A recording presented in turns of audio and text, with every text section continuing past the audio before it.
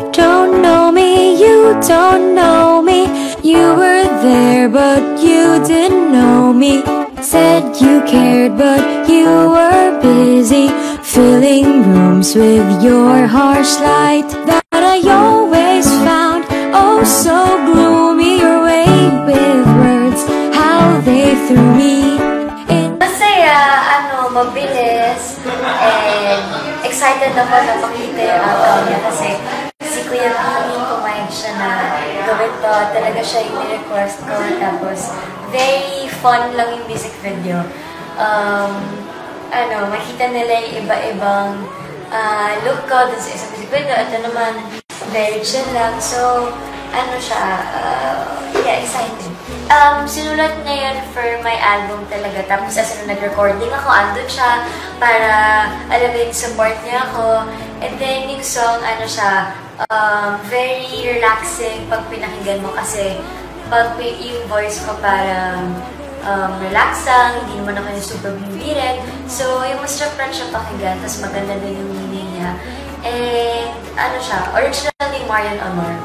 Of course, Mr. DJ, alam naman natin na nag-originate siya kay Miss Sharon Cuneta nung generation, nung panahon niya pa. So ngayon, buti pumayag sila na i-revive ko. Ginawa lang medyo mas small with the instruments and everything. Pero yung lyrics and lahat, ganun pa din siya. Kasi doon naman siya pinahal ng tao. So sana magustuhan nila yung version ko rin.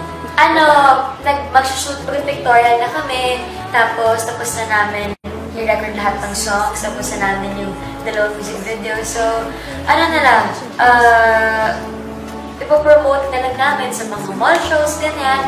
Tapos, ayun, sana supportahan nila by the end of November, no? Mabili na nila. Yeah. Nice, malapit na. Yeah.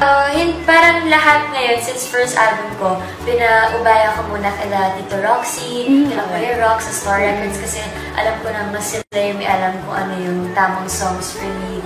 And yun naman, tinatanong naman nila kung gusto ko and then sabihin ko yes. So pag tinanong niya sa album, meron doon na may English, Tagalog, merong makaka-relate sila sa lahat ng songs. And siguro dun sa kung may susunod man, dun ako yung pipili or something. Pero ngayon sila talaga. Kasi parang si Kuya Karel Honasan, pinahalala siya sa akin ni Kuya Rox dahil magaling siya mag-bass o nagpatulong ako sa kanila for DJ's gifts sa bass. So sabi ko gusto ko matuto ng ukulele. So sabi niya yung kapatid niya, sakto si Ate Kai. Yan pala yung ginagawa niya. So nagpatulong ako, pero hindi pa nasundan. Pero yun yung isa sa mga gusto kong matutunan talaga kasi nag-enjoy ako. Si DJ lang yun! Kung may chance, gusto kong matutunan lahat yan. Pero for now, yung kilala muna. And then, kung next piano, syempre. Pero wala pa akong background sa piano. Kung magustuhan ng mga tao, kasi nagustuhan ko siya gawin. And kung magustuhan din nila, of course, gusto kong gumawa pa for them and para rin sa sarili ko para, alam mo yun, hindi lang